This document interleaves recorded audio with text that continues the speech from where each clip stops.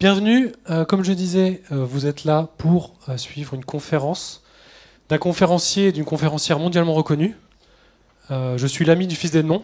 Ne me demandez pas pourquoi, ou alors gardez la question pour la fin. Je pense que vous n'aurez pas la réponse en cours de route. Ou alors, si vous l'avez, je vous dois un café, une bière, quelque chose. Ça sera à votre disposition. Et la sécurité psychologique. Donc, avant de commencer, je vais vous présenter Nédélègue, donc ma comparse pour ce sujet-là. Nédélègue, elle est toute jeune consultante, future Scrum Master en devenir, et avant, moins intéressée par l'IT, plus par l'entrepreneuriat, donc un profil très ouvert, très curieuse, et c'est pour ça qu'elle est là aujourd'hui. Merci Baptiste. À moi de te présenter maintenant. Alors Baptiste, mon super collègue chez Altapix, il est coach agile et coach professionnel. Il est passionné par l'exploration de l'humain et par l'intelligence collective. Donc aujourd'hui, on va explorer un concept que vous connaissez peut-être, même avant les sponsors. Un concept fondamental pour créer des environnements qui soient favorables, des environnements où chacun peut s'épanouir, chacune bien sûr. Je suis désolé sur les formulations non inclusives. Bien sûr, j'intègre les hommes, les femmes et toutes les personnes qui assistent à cette conférence. L'objectif, c'est de se dire comment on fait pour créer un contexte où les personnes peuvent s'exprimer sans risque, sans crainte, de représailles, de critiques, de regards de travers. Et c'est un concept qui aujourd'hui qui est très pertinent dans le monde actuel, parce que comme vous le savez tous, vous connaissez peut-être l'acronyme VUCA, donc le monde incertain et volatile, en constante évolution, où l'innovation et l'adaptabilité sont des éléments clés de réussite. Donc tout d'abord, je pense que vous l'avez vu déjà entre 1 et 5 fois aujourd'hui ce slide, donc je ne vais pas m'éterniser dessus, mais merci à tous ces sponsors, sans qui aujourd'hui on ne pourrait pas être là pour discuter ensemble. Alors Baptiste, est-ce que tu peux nous dire qu'est-ce que la sécurité psychologique ? Bien sûr. La sécurité psychologique, c'est un terme qui a été popularisé par Amy Edmondson. Alors vous avez peut-être déjà eu des exemples aujourd'hui, je vois Benoît dans l'assemblée sur ce thème-là. Donc c'est une chercheuse qui est professeure à la Harvard Business School et qui a défini ce concept comme une croyance collective que le groupe est sûr. Sûr pourquoi ? Sûr pour la prise de risque interpersonnelle, donc entre les personnes dans une vie en communauté. Et plus concrètement, ça s'agit de la perception. Alors je parle bien de perception, ce n'est pas une vérité absolue et c'est propre à chaque individu dans un groupe. Donc la perception que chacun peut s'exprimer librement, sans peur d'être humilié ou puni, pour ses idées, ses croyances, ses questions, ses erreurs et tout ce qui compose sa personnalité. Est-ce que maintenant tu peux nous dire d'où vient la notion de sécurité psychologique ? Alors un peu d'historique sur les recherches d'Amy Edmondson. Donc c'est une chercheuse qui a défini ces concepts à partir d'études qu'elle a menées dans des environnements variés, notamment dans les hôpitaux, dans les systèmes d'urgence, mais également dans des organisations produits, dans les entreprises technologiques. Et en fait, ce qu'elle a constaté, c'est que les équipes les plus performantes, c'était celles où les membres se sentaient plus en sécurité pour tester des choses. Alors, à nouveau, je peux citer mon ancien collègue, c'est les équipes qui font le plus d'erreurs. Elles ne sont pas performantes parce qu'elles font plus d'erreurs, mais elles sont performantes parce qu'elles sont capables de prendre des risques et d'admettre leurs erreurs et d'avancer, d'apprendre de celles-ci. Et donc, cette découverte a mis en lumière l'importance cruciale de créer cet environnement de sécurité où la voix de chacun est valorisée et respectée. Tu m'as dit que le meilleur ambassadeur dans l'univers IT était Google. Est-ce que tu peux nous en parler un peu plus ? Ouais. En fait, c'est des recherches qui sont relativement récentes, on va dire, dans le cycle de vie.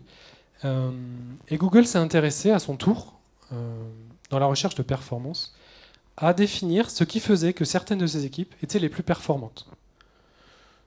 Donc ils ont pris 180 équipes. Sur ces 180 équipes, ils ont défini 200 critères d'analyse. Et vous vous doutez bien que du résultat qui arrive, ils ont défini que la sécurité psychologique, c'était le premier facteur discriminant de réussite d'une équipe chez Google. Les autres facteurs sont néanmoins importants, et rapidement pour les citer, ils parlent de fiabilité des membres de l'équipe, de clarté des objectifs et des rôles, de sens au travail et impact de son propre travail. Mais le premier facteur, c'est la notion de sécurité psychologique. Donc pour conclure cette introduction, je vous invite à réfléchir sur votre propre expérience dans vos équipes au travail. Avez-vous déjà senti la peur de vous exprimer ou de prendre des risques ? Comment cette peur a-t-elle affecté votre performance et votre bien-être ? C'est en abordant ces questions que vous poserez les bases pour une discussion approfondie sur la sécurité psychologique et son impact profond sur vos vies professionnelles. Donc là, l'objectif, on ne va pas vous poser la question en live, c'est vraiment sur cet aspect. On va décrire un petit peu les composants de la sécurité psychologique. Essayez de vous mettre en situation d'insécurité. Rappelez-vous une expérience que vous avez vécue, professionnellement de préférence, ça sera plus facile peut-être pour la partager. Et essayez de vous mettre dans cette position et de réfléchir à, dans ce qu'on va vous présenter, qu'est-ce qui aurait pu changer dans votre posture, dans la posture de vos collègues, pour sortir un petit peu de cet état. Alors pourquoi avoir choisi d'aborder ce sujet, Baptiste ? Alors le sujet, il est intéressant parce qu'il parle aussi du burn-out, l'effondrement psychologique. C'est en mars 2023 qu'une étude d'Opinionway donc c'est une société de questionnaires, je trouve plus le mot, d'enquête, merci, tout à fait. Donc c'est Empreinte Humaine qui a commissionné Opinionway pour faire une enquête sur cette notion de qualité de vie au travail. Et ce qu'il en est ressorti, c'est que près de la moitié des personnes interrogées présentaient une situation de détresse psychologique. Donc c'est-à-dire que dans cet amphi, si je coupe en deux, ou presque en deux, vers là, tous ceux qui sont de ce côté-là ont ressenti une détresse psychologique à un moment donné. Cette détresse psychologique se traduit par des symptômes de dépression et d'épuisement.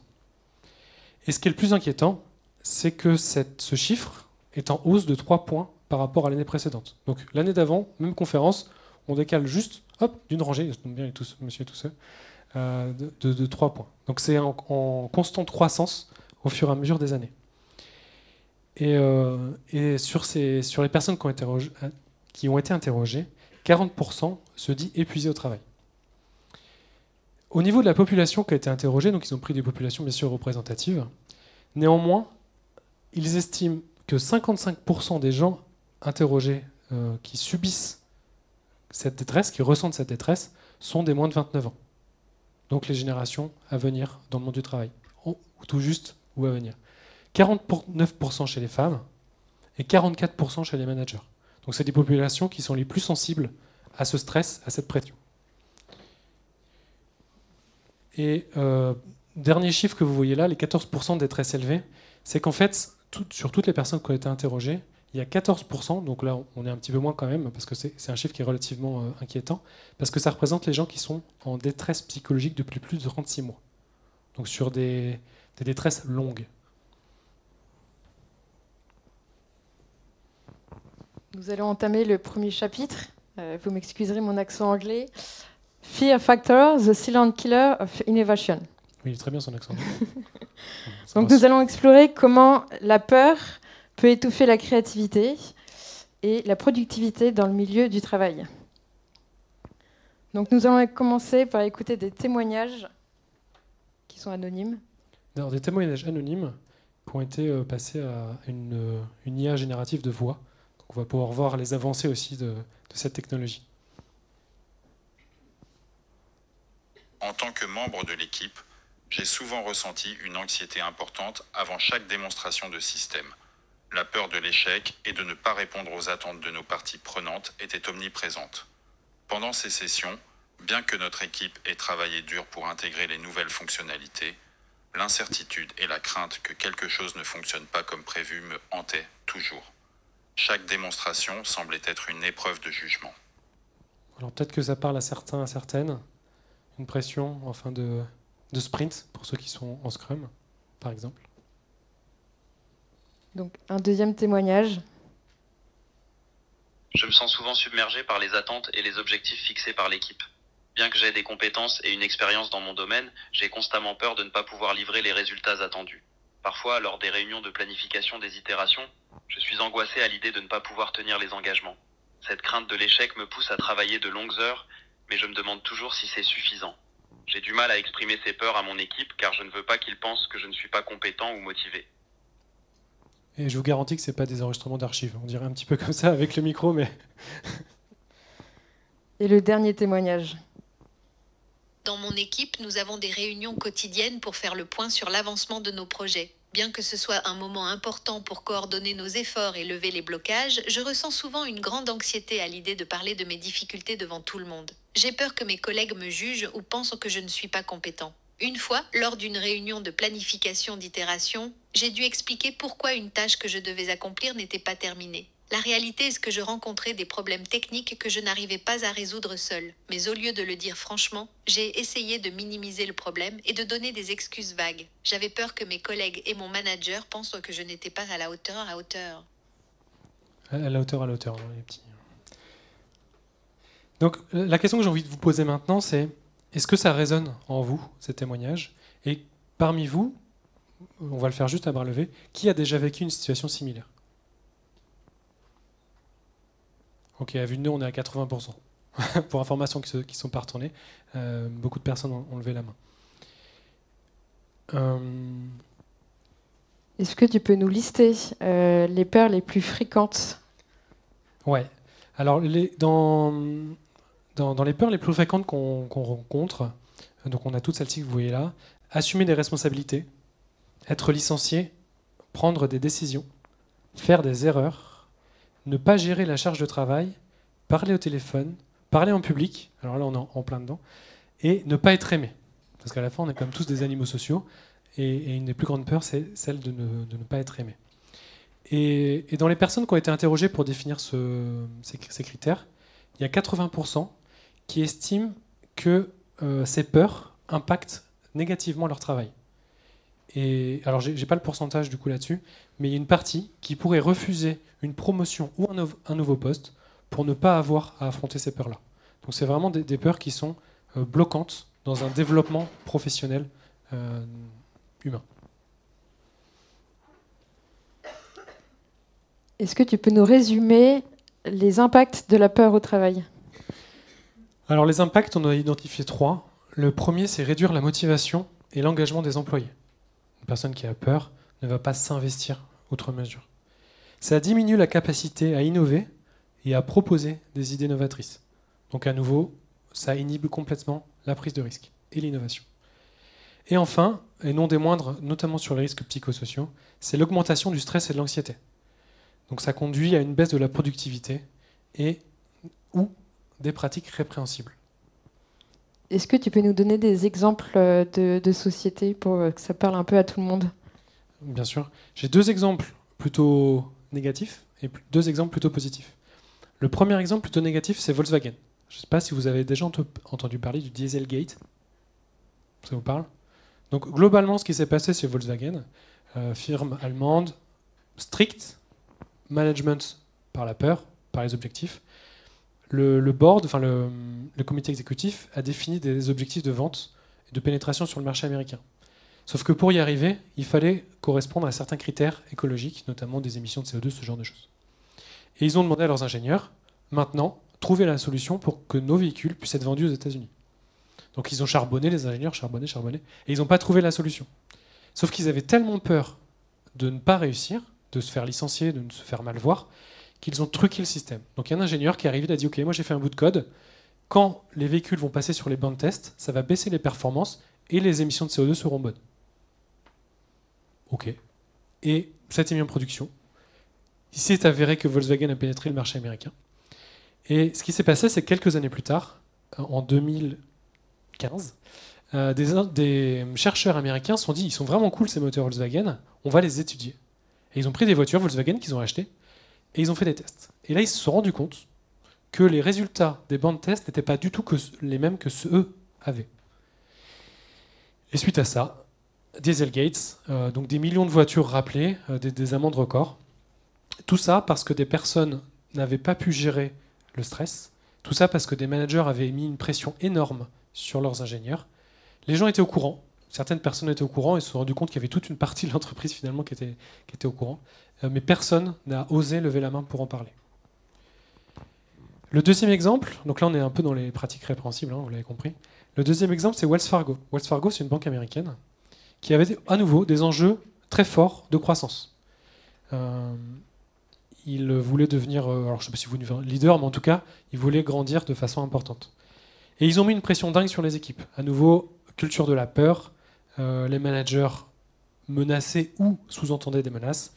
Ce qui fait qu'entre 2011 et 2016, les employés ont créé 3,5 millions de comptes fictifs. Fictifs dans le sens où les clients n'étaient pas au courant qu'ils avaient tel ou tel contrat à leur nom. Donc c'était des comptes bancaires, des cartes de crédit, etc. Et à nouveau, ça, j'entends les chaises, on a le même running gag que la conférence précédente. Et à nouveau, c'est sorti, donc forcément amende record, vraiment une mauvaise pub. Et ils ont essayé de se dire, ok, maintenant on devient irréprochable, sauf qu'ils n'ont pas changé leur type de management. Ils ont resté sur la pression. Les pratiques ont continué, hop, nouveau scandale. Et ça, pourquoi ça? C'est que les employés qui étaient dans les agences se sentaient dans une insécurité telle qu'ils préféraient tricher que dire à leur manager qu'ils n'avaient pas atteint leur quota. Alors on a bien sûr on a des exemples un peu plus sympathiques, notamment Ford. Ford, historiquement, c'est une entreprise qui est dans une culture très silotée. Chacun fait son boulot de son côté sans parler à son voisin, avec un aspect très managérial et une culture de la peur. Quand ils ont changé de CEO, il y a Alan Mulally qui est arrivé et qui a dit « Moi, je ne veux plus entendre parler de ça ». Son credo, c'était « C'est OK d'avoir un problème, mais c'est pas OK de le cacher ». Et ça a changé diamétralement le fonctionnement de l'entreprise. Donc ça a instauré un climat de confiance où tous les coéquipiers étaient capables de venir et de présenter un problème qu'ils avaient rencontré, une difficulté. Et par ailleurs, il a encouragé les dirigeants à parler franchement des défis et des problèmes sans crainte de représailles. Donc à nouveau, on montre l'exemple. J'ai des problèmes, qu'est-ce que je fais? Et on en parle le plus vite possible. Et pour le côté silo, il a mis en place un plan qui s'appelait One Ford. Et là, il a partagé la vision, il a donné du sens. Il a dit maintenant, vous êtes gentils les copains, mais vous arrêtez de bosser chacun dans votre coin. On veut aller tous au même endroit. Et ça a permis d'unifier l'entreprise et d'améliorer leur rentabilité au final de Ford. Et lui-même, en tant que manager, était plutôt connu pour un style de management empathique, où plutôt que de dire quoi faire à ses équipes, de faire du micromanagement, il donnait les moyens à ses équipes de réussir et il les accompagnait vers cette réussite. Donc ça a changé diamétralement par rapport à la culture de la peur et du micromanagement qu'on avait avant. Et enfin, le dernier exemple que vous connaissez tous, c'est Pixar. Chez Pixar, la prise de risque est valorisée. Le management encourage les gens, les employés, à faire des essais, faire des tentatives, être innovants. Et quand ça échoue, c'est pas grave. On a essayé. On aurait pu avoir l'idée du siècle, mais là, en l'occurrence, c'est pas grave. Et donc, ça pousse les équipes à être plus créatifs, sans avoir crainte des répercussions. En termes d'exemple, ils organisent des brain trusts. Donc, c'est des sortes de brainstorming avec différents acteurs, des réalisateurs, des monteurs, un peu tous les corps de métier. Et ils parlent de leur projet. Ils décrivent leur projet. Voilà ce qu'on a fait, voilà ce que je voudrais faire, etc. Et ils se challengent les uns les autres dans une atmosphère bienveillante et constructive. Et ça a permis d'avoir vraiment cette démarche d'amélioration et de collaboration entre les différentes équipes.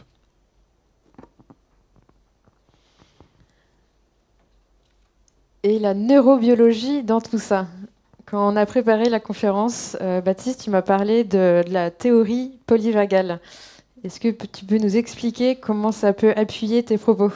Bien sûr. Alors, moi, historiquement, je suis issu d'un master en biologie. Donc, c'est des sujets qui m'intéressent beaucoup aussi. Et j'aime beaucoup le côté empirique et d'analyse qu'a suivi Amy Edmondson. Et je me suis posé la question, biologiquement, nerveusement sur quoi ça s'appuie.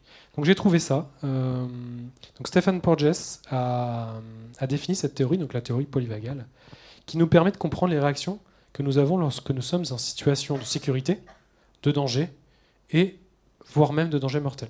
Et quand je parle de réaction, je parle de comportement et d'émotion. Donc, juste une petite définition avant de commencer. Donc, il définit la neuroception comme étant les circuits neuronaux permettant la distinction de situations sûres, dangereuses ou constituant une menace vitale. Alors ça, c'est une étude qui date de 2021, donc c'est quand même relativement récent pour la neurobiologie.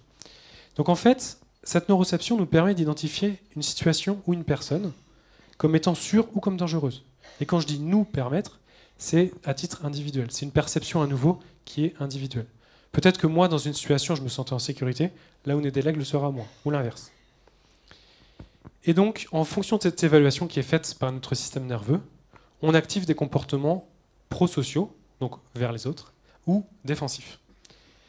Il a identifié 3 circuits dans ce système que vous voyez là. Alors, je pense qu'il y a un... Bon, on pourra en parler. Le système vagal ventral, qui est lié au nerf vague, alors qui est associé plutôt au système parasympathique, et qui est associé à des sentiments de sécurité et de connexion sociale. Il a défini le système sympathique, qui est activé en réponse à une menace perçue. À nouveau, menace perçue. Quand je parle mal à quelqu'un, ça peut être une menace. Si cette personne me connaît bien et c'est notre mode de communication, ce n'est pas une menace. Donc c'est vraiment une perception interne individuelle.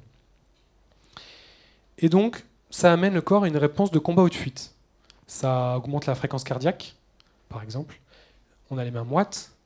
On a le système digestif qui se bloque, la vessie qui se détend pour contenir un peu plus, pour être en capacité de combattre ou de fuir. Et enfin, le système vagal dorsal, donc c'est la fin finalement du système sympathique, c'est vraiment associé à des réponses de gel ou d'immobilité. Là, c'est dans le cas où la menace est perçue comme trop grande.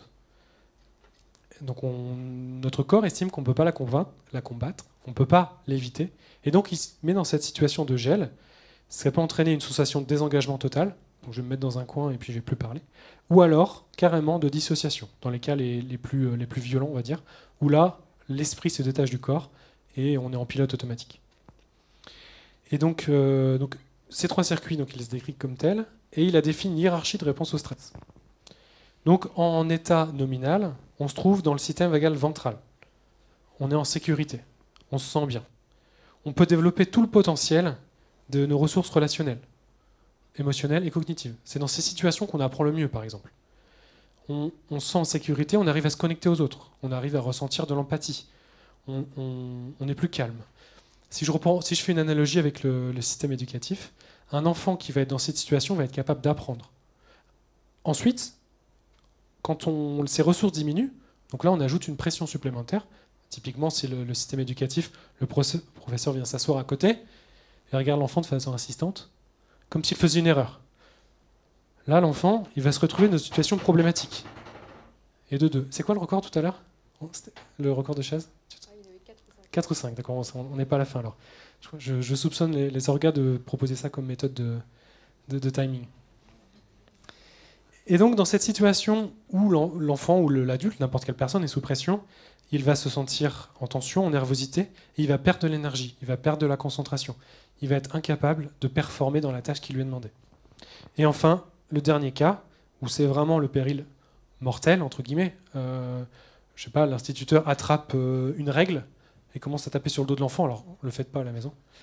Là, on va être dans une étape de dissociation où aucune capacité cognitive ne sera mesurée. Donc en conclusion, le lien, pour moi, il est assez clair, assez direct entre cette sécurité psychologique qui favorise l'activation du système vagal, ventral, qui permet les interactions sociales, une meilleure communication, et dans le cas contraire, dans l'absence de sécurité psychologique, vous arrivez en réunion, vous êtes stressé, on en reparlera un petit peu plus après, là on se retrouve dans un mode de collaboration et d'innovation qui est en mode dégradé. Donc on va être moins performant, moins ouvert, on va réfléchir de façon beaucoup plus précise, sans s'ouvrir aux possibilités qu'on pourrait entrevoir. Et donc ça, pour moi, et j'espère que vous êtes d'accord, vous avez le droit de lever la main si vous ne l'êtes pas, ça corrobore parfaitement les théories d'Amy Edmondson sur le lien entre la sécurité et la performance, la capacité, du moins, à être performant. C'est la petite pause citation. Ah oui, alors on adore les citations. À la fin de chaque chapitre, vous aurez deux citations. Je vous propose de choisir celle que vous préférez. Donc la première par Charles Wagner, qui est pasteur, qui nous dit que si la peur des conséquences éloigne parfois du mal, elle éloigne beaucoup plus souvent du bien. Ok. Et George Martin, romancier, que vous connaissez peut-être pour le Trône de Fer, nous dit « Si la peur est plus tranchante qu'aucune épée, qui a peur de perdre a déjà perdu ?»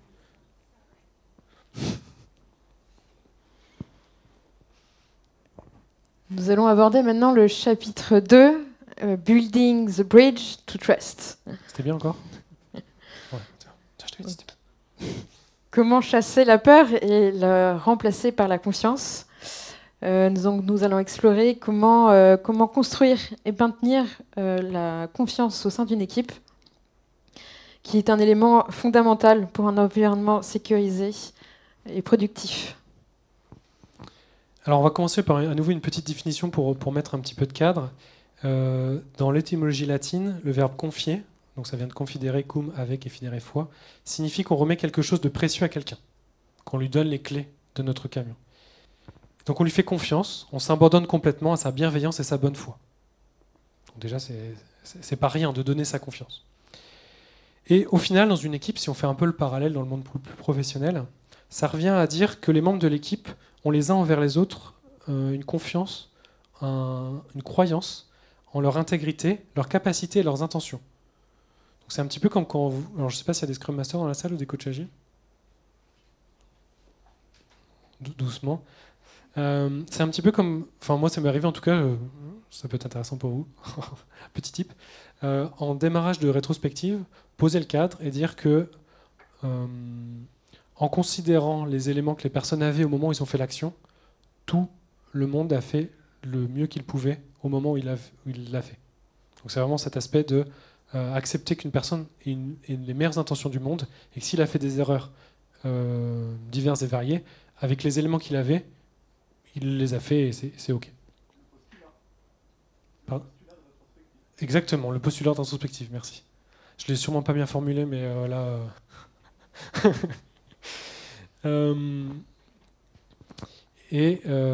donc les impacts de la confiance sur la performance, nous on a identifié que la confiance favorisait la communication ouverte, la collaboration et la volonté de prendre des risques.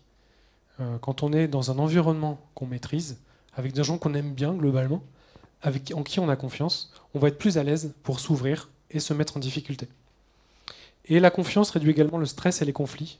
Quand on sait comment s'exprimer auprès d'une personne, quand on a confiance dans la réception de notre message, dans une communication qui soit ouverte et honnête, on va faire baisser le niveau de stress parce que si on a quelque chose à dire, on arrivera à le dire. Et on ne va pas forcément être obligé de l'intégrer et de le souffrir longtemps. On va vous présenter notre mascotte pour ce chapitre avec ce superbe éléphant qui va nous expliquer les composants clés de la confiance. Donc là, je vous présente Confiance, c'est notre petit éléphant. Il est assis sur 4 ballons, alors par la magie de l'IA à nouveau. Chaque ballon étant important pour maintenir cette confiance au sommet. Donc le premier élément, c'est la bienveillance. C'est en gros montrer de la considération et de l'empathie envers les autres. C'est le premier élément qui va favoriser la mise en place d'une confiance. Le deuxième élément, l'exemplarité, c'est la démonstration des compétences et des connaissances nécessaires pour accomplir le travail et le fait d'être... Alors, je reprends un petit peu la fiabilité là-dessus, de faire ce qu'on dit et de dire ce qu'on fait. De ne pas avoir de surprise. Quand je travaille avec quelqu'un, si son comportement change du lundi au mardi, ou s'il dit qu'il va faire quelque chose et qu'il fait le contraire sans m'en avertir, je vais grignoter cette confiance. Ça va grignoter cette confiance. Et donc on rejoint la fiabilité, alors il est en bas mais c'est pas grave. Donc cette capacité à être prévisible et constant dans ses actions. Si un jour vous faites une erreur, je l'accepte, je l'accueille, et le lendemain vous faites une erreur et je vous pourris comme jamais, en termes de confiance, c'est comme pour les enfants. Ça va créer une espèce d'injonction contraire, se dire ok, des fois il est cool, des fois il est pas cool, qu'est-ce qui va se passer la prochaine fois? Et ça va créer une situation d'anxiété et d'insécurité. Et le dernier, qui est la transparence, c'est la communication ouverte et honnête sans cacher d'informations importantes. Si je sais des choses que vous ne savez pas et que le projet se déroule d'une certaine façon, comment avoir confiance en une personne qui a caché des informations essentielles? Donc là, en conclusion de ce truc-là sur la transparence, c'est globalement la politique, c'est très difficile. Il est très difficile d'avoir un comportement politique pour créer un environnement de confiance. Parce que à chaque fois, les personnes en face de vous vont chercher, se poser la question, mais pourquoi il dit ça? Quel enjeu, quel dessein caché, quel bénéfice secondaire il va retirer de ce qu'il me dit? Alors maintenant qu'on a vu les composants, ce qui est important maintenant, c'est de pouvoir la construire. Et maintenant, on va voir du coup comment construire la confiance dans votre équipe. Alors maintenant qu'on a mis notre ami Confiance l'éléphant sur une corde raide, on va essayer de l'y maintenir et de le faire avancer. On a identifié 5 points. J'ai pas mis le calcul. Merci. 5 éléments qui vont favoriser la mise en place de cette confiance. Le premier, ça va être le développement de la confiance interpersonnelle. Donc, comment faire ça? On va encourager les interactions régulières entre les personnes, entre les membres d'une équipe. On va plutôt favoriser la communication directe à la communication indirecte. Une équipe qui ne fonctionne que par des emails va avoir moins de relations et va avoir une relation qui va être moins profonde qu'avec des échanges en direct. On peut également organiser des activités de team building ou des réunions informelles. Alors ça, on le voit par exemple dans les équipes de développement qui vont manger ensemble. Je ne parle pas forcément de baby-foot, hein, qu'on soit clair, mais des éléments qui ont du sens et qui enrichissent les relations humaines interpersonnelles. Pour ça, ce qui est intéressant aussi, et notamment dans la gestion des conflits, à nouveau, j'ai l'impression de refaire la même conférence que ce matin, mais vous n'étiez pas là, donc je vous encourage à vous rapprocher de Benoît si ça vous intéresse, et de son livre. Utiliser des techniques de communication non violente, donc former les gens à la CNV, permet de faciliter la gestion des conflits et des tensions, même avant que ça soit le conflit. Hein, vous connaissez peut-être l'échelle de... Je ne sais plus comment elle s'appelle, où ça commence par un conflit et ça se termine par une guerre mondiale, une tension et ça se termine par une guerre mondiale. Et donc ça permet de favoriser la compréhension mutuelle et la compréhension de l'autre dans ses émotions, ses sentiments, ses ressentis. Donc de façon assez profonde finalement. Et une dernière pratique, quelle que soit votre activité aujourd'hui, vous avez sûrement rencontré des problèmes où vous avez besoin d'aide. Et vous avez sûrement rencontré aussi des situations où d'autres avaient besoin d'aide et que vous aviez la solution. Donc on vous encourage, pour favoriser cette confiance interpersonnelle, à vous rendre disponible pour les autres et à demander de l'aide aux autres. Ensuite, nous avons la transparence et la communication. Donc là, l'objectif, c'est de maintenir les canaux de communication ouverts et de partager les succès et les échecs de manière égale. Donc, si on rapproche ça un petit peu des pratiques agiles, parce qu'on est quand même dans un agile tour, ce qu'on fait en rétrospective, ce qu'on fait en revue, mettre l'accent sur ce qui a marché et ce qui n'a pas marché. Et non pas essayer de dissimuler ce qui n'a pas marché, mettre ça sous le tapis, en espérant que personne ne regarde jamais. Et à l'inverse, ne pas minimiser les succès.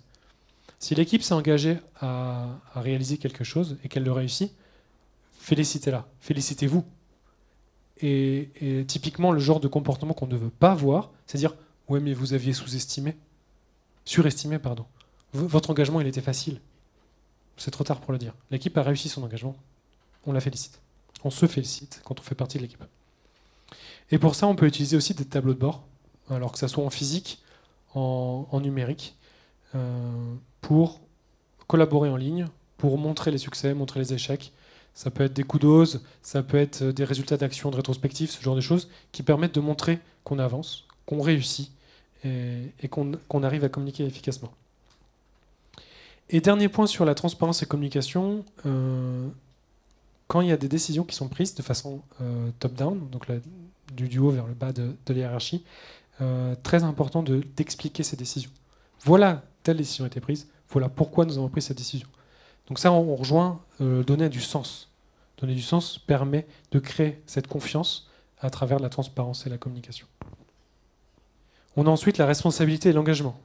Donc là, l'objectif, c'est d'impliquer l'équipe et tous les coéquipiers dans la prise de décision et ainsi les responsabiliser sur ce qu'ils vont mettre en place. À nouveau, je peux faire un parallèle avec l'éducation. Un enfant qui décide de faire quelque chose sera beaucoup plus efficace qu'un enfant auquel on a dit « tu vas faire ça ». Je ne sais pas si je me trompe et s'il y a des gens qui ne sont pas d'accord, mais en tout cas, chez moi, ça fonctionne comme ça. Et pour ça, on peut utiliser des frameworks de gestion agile, du Scrum, du Kanban, ce que vous voulez, ou même des choses que vous auriez inventées, mais qui permettent de favoriser la transparence et la responsabilité des équipes. Ensuite, nous avons la reconnaissance et l'appréciation. Donc ça, c'est reconnaître la contribution de chacun. Donc on rejoint un peu les kudos que j'ai évoqués tout à l'heure. Mais de l'appréciation sincère. C'est pas juste une tape dans le dos au coin d'un couloir. On veut vraiment créer du lien, créer une connexion entre les individus. Et donc ça passe par un regard, ça passe par un sourire, ça passe par un café, ça passe par tout ce qu'on veut, mais pas juste un truc qui soit d'apparence, un truc qui soit un remerciement esthétique parce qu'il faut dire merci. Si ça ne vient pas du cœur, la personne le ressentira et ça ne favorisera pas la création de cette confiance. Et enfin, le bien communiquer. Là, je vous conseille de vous renseigner sur la communication transformative. Moi, j'ai découvert ça cet été en festival, c'était très intéressant, qui met l'accent sur l'empathie, l'assertivité et l'intégrité. Donc là, l'objectif, c'est d'accueillir une personne dans son entièreté, dans ses émotions, et pas créer une barrière entre les deux. On pourrait en parler des heures, là, c'est pas l'occasion. On pourra en reparler après si ça vous intéresse. Mais en tout cas, ce genre de pratique permet de créer un lien fort entre vous et la personne en face, ou entre tous les membres d'une équipe. Maintenant que tu nous as donné les composants et comment la construire, ce qui est bien aussi, c'est de le faire perdurer dans le temps, à long terme. Donc comment la maintenir? Alors avant de la maintenir, on va la mesurer. Alors là, je vais vous proposer quelques questions issues du livre d'Amy Edmondson qui propose ces questions pour mesurer la sécurité psychologique d'une équipe. Et vous allez voir, il y a des liens avec la confiance, il y a des liens avec ce qu'on a dit juste avant. Donc je vais les lire rapidement. À nouveau, ils sont trouvables sur Internet. Et je vous encourage à chaque question de vous dire, dans ma situation actuelle, qu'est-ce que je ressens? La première, c'est, si tu fais une erreur dans cette équipe, on te le reproche souvent. Les membres de cette équipe sont capables d'aborder les problèmes et les sujets difficiles. Les personnes de cette équipe rejettent parfois les autres parce qu'elles sont différentes ou qu'elles pensent différemment. Dans cette équipe, il est sûr de prendre des risques. Il est difficile de demander de l'aide à d'autres membres de cette équipe. Personne dans cette équipe n'agirait délibérément d'une manière qui saperait mes efforts. Et enfin, en travaillant avec les membres de cette équipe, mes compétences et talents uniques sont appréciés et utilisés. Globalement, si vous avez une ou deux réponses qui sont dans l'autre sens, donc si vous ne le sentez pas bien, c'est que vous êtes dans un environnement qui n'est pas favorable, pas suffisamment favorable pour vous. Donc en cette occasion, il faut se poser la question et voir ce que vous pouvez mettre en place ou demander de l'aide extérieure, hein, on l'a dit tout à l'heure, oser demander de l'aide pour sortir de cette situation. Ensuite, une fois qu'on l'a mesuré, c'est bien gentil d'avoir découvert le problème ou d'avoir mis en évidence quelque chose, il faut suivre l'action qu'on va appliquer à ce problème. Donc l'objectif, c'est d'évaluer régulièrement la confiance au sein de l'équipe ou cette sécurité, et de façon anonyme ou avec des discussions ouvertes. Petit aparté, dans une équipe ou dans un système, quand vous changez un élément, une règle, quelque chose, tout le système va changer. Donc si vous faites cette mesure et qu'ensuite vous changez une personne, deux personnes, trois personnes de l'équipe, il faut recommencer. Parce que le système a évolué et parce que la boucle du système a changé. Et enfin, le dernier point, adapter, améliorer. Une fois que vous avez mesuré ça, que vous l'avez suivi et évalué continuellement, on veut l'améliorer. Si tout va bien, on ne se pose pas trop la question, on va juste suivre qu'on est toujours dans cette situation de confiance interpersonnelle, de sécurité psychologique. Mais si ce n'est pas le cas, on met en place un plan d'action. Et à nouveau, on rejoint tout à l'heure ce qu'on disait sur la communication, sur la transparence. On met un plan d'action, on le suit, on l'affiche, on échange. Quand ça marche, on le dit. Quand ça ne marche pas, on le dit aussi. Et on avance tous ensemble sur ce plan d'amélioration du fonctionnement d'une équipe.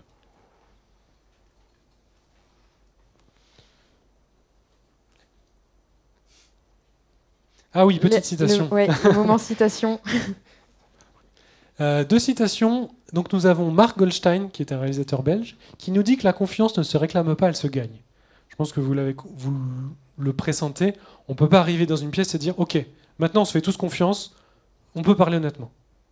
Il y a peu de chances que vous me disiez que mon pantalon est mal serré, que mon t-shirt dépasse sous mon pull, juste parce que j'ai décrété qu'il y avait une confiance qui s'était installée. Il va falloir le mettre en place et le suivre pour que ça devienne une réalité. Et la deuxième citation est d'Éric Tabarly, que vous connaissez sûrement tous, qui nous dit que la confiance est un élément majeur, et sans elle, aucun projet n'aboutit. Alors, j'imagine qu'on peut être en désaccord avec cela. Néanmoins, de manière générale, personnellement, j'en ai fait expérience et je pense que ça, c'est vrai. Maintenant, on arrive sur notre chapitre 3, The Magic of Mistake. Donc, on va voir le lien entre erreur et apprentissage. Est-ce que tu peux nous dire le lien, s'il te plaît ? Ouais. Alors, au début, on a parlé de la sécurité psychologique, on a parlé de la peur. Ensuite, on s'est dit, OK, la confiance, c'est un bon axe pour aller vers cette situation de sécurité psychologique. Et une fois qu'on y est, qu'est-ce que ça permet ? Nous, on voulait mettre en avant cet aspect d'erreur et d'apprentissage. Donc, en soi, les erreurs sont une opportunité d'apprentissage. Les tentatives sont une opportunité d'apprentissage.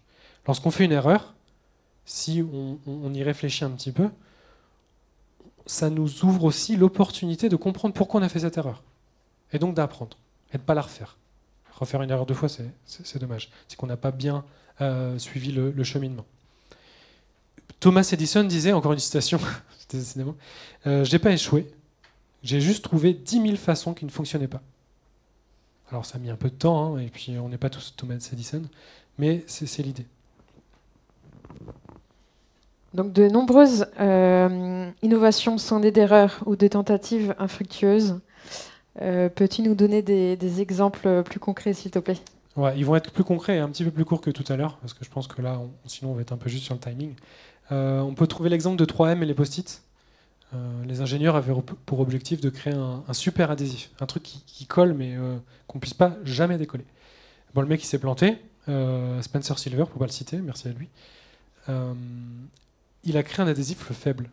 Faible, c'est-à-dire qu'on peut le décoller et le recoller. Alors pas à l'infini, j'exagère, mais de façon répétée. Et bon, forcément dans l'entreprise ça ne marchait pas, mais il a un ami qui lui dit tiens, ça tombe bien, j'ai un besoin. Alors c'est sûrement un agiliste de l'époque, de la première heure. Et qu'il a dit, ben moi, si tu mets ça sur des petits bouts de papier, je peux les coller au mur, on peut faire des trucs super cool.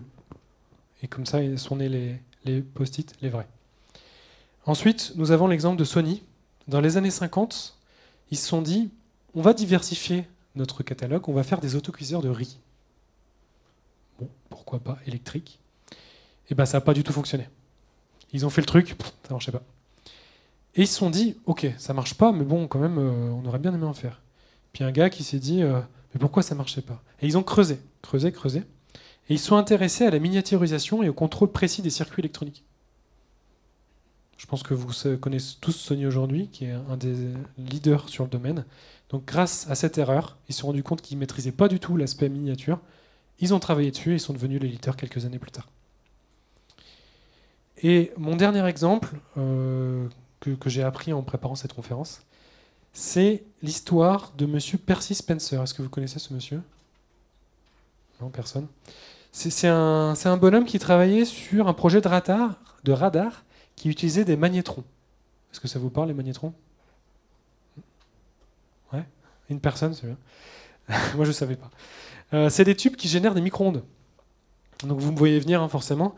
Donc le gars, il travaille sur ses radars, et puis là, il se rend compte que la barre de chocolat qu'il avait dans la poche, elle est fondue. Il se dit, tiens, c'est bizarre, il ne fait pas si chaud que ça dans la pièce. Et donc, il essaie de comprendre ce qui s'est passé. Il creuse. Et il a eu l'opportunité de pousser l'expérience jusqu'à créer son premier prototype de micro-ondes. Donc c'est grâce à lui qu'on doit le micro-ondes et son fameux radar à magnétron et sa barre de chocolat. Alors, faire des erreurs, prendre des risques, mais comment faire ça sans mettre en péril l'activité ? Alors, là, l'objectif, c'est que je vous ai vanté le mérite de faire des tentatives, prendre des risques, faire des erreurs. Je peux comprendre que dans certains contextes, ça puisse faire peur. Et là, ce qu'on voulait vous proposer, c'était 3 éléments qui vous permettent de gérer cette prise de risque. Le premier élément, c'est la compétence. L'apprentissage et la formation continue permettent d'augmenter la maîtrise des sujets. Et pour nous, ça limite la prise de risque pris en innovant. Quand on maîtrise un sujet, on va commencer à jouer avec ce sujet. Et si on maîtrise le sujet de base, ben on va forcément casser moins. Moi, je ne m'y connais pas en mécanique. Si je commence à bidouiller un moteur pour essayer de trouver le moteur de demain, il y a peu de chances que j'y arrive et qu'en plus, je vais claquer ma bagnole. Par contre, si je maîtrise parfaitement la mécanique, quand je vais prendre des risques, je vais faire des essais, je vais savoir à quoi m'en tenir. Et je vais prendre des risques en connaissance de cause. Et ça va limiter l'impact. Et ma voiture me dira sûrement merci à la fin. Nous avons également la transparence et le courage. On l'a très bien illustré tout à l'heure avec Alan Mulally pour Ford. Encourager les équipes à faire état dès que possible des problèmes, des erreurs, des difficultés, permet d'anticiper leur résolution, leur correction, et rectifier au plus vite en limitant les impacts. Si, à nouveau, j'efface la base de données de prod, je le dis à personne en espérant qu'il n'y ait personne qui n'ait logué les accès en base, hop, je serre les fesses, je mets ça sous le tapis, j'espère. 6 mois plus tard, on se rend compte ça fait 6 mois qu'on n'enregistre aucune information client, dommage. Si par contre je le dis directement, on va pouvoir mettre en place le plan de continuité des activités et ainsi limiter la casse. Donc à nouveau, ce courage, cette transparence, cette honnêteté va permettre de limiter l'impact.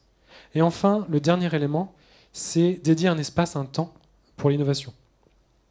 Là, quand on a préparé la conférence, on a identifié 2 façons de faire. La première façon de faire, c'est de dédier un temps, par exemple pour tout le monde, le jeudi après-midi.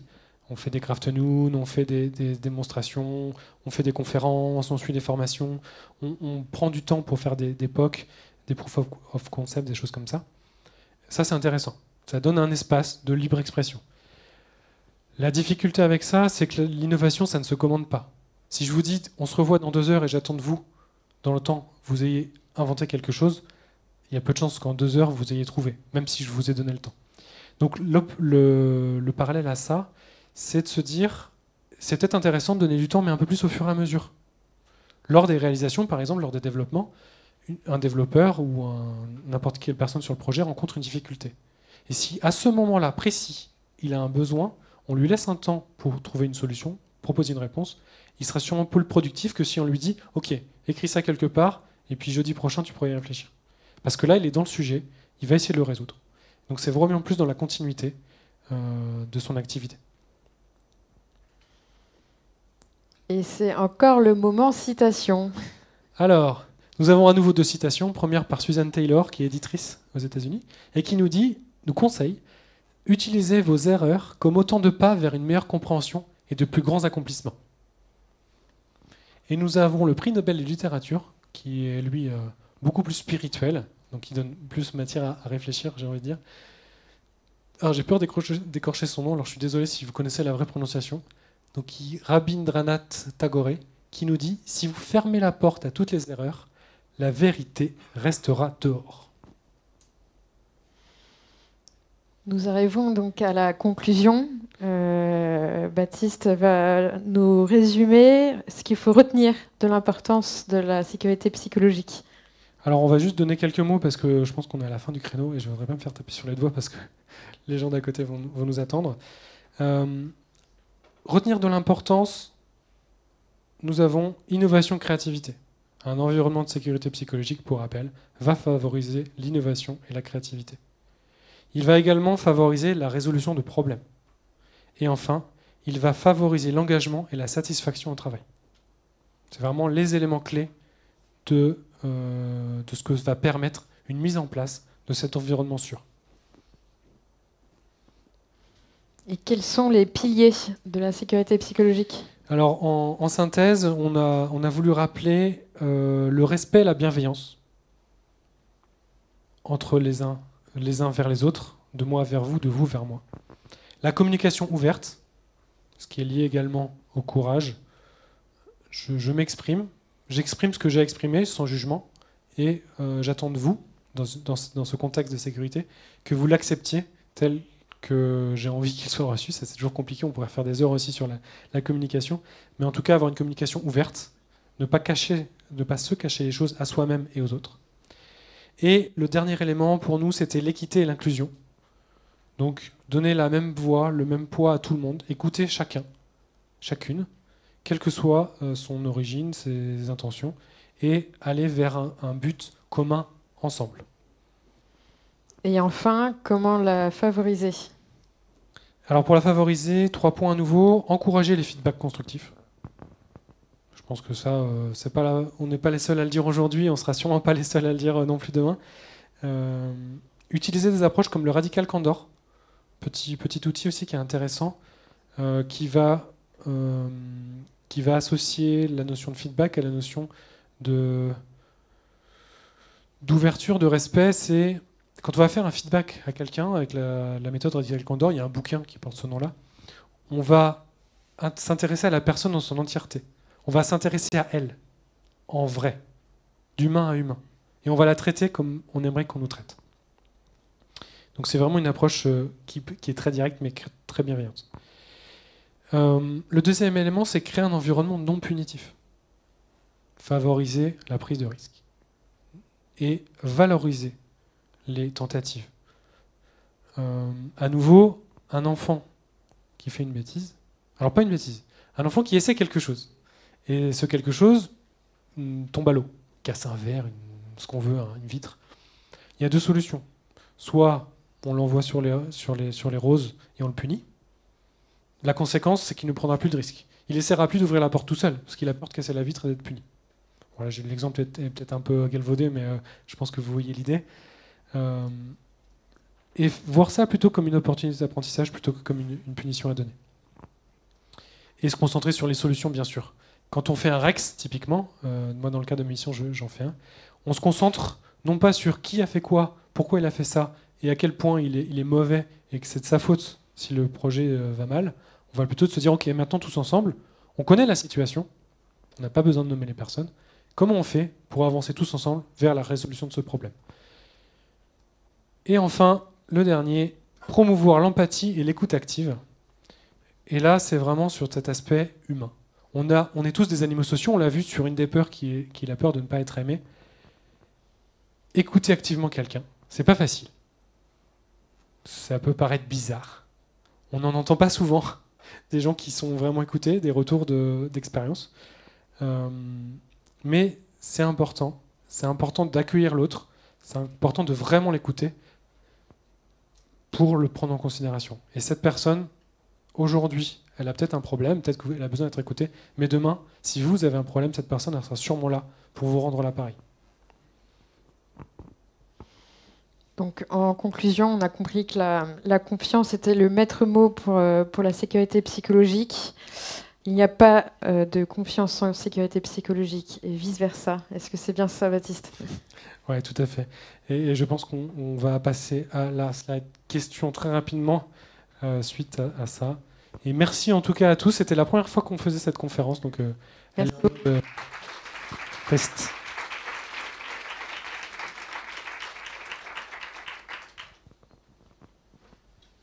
Et si vous avez des questions, bien sûr, soit maintenant, soit plus tard, avec Nedalec, on sera là jusqu'à demain après-midi, donc n'hésitez pas à venir nous voir.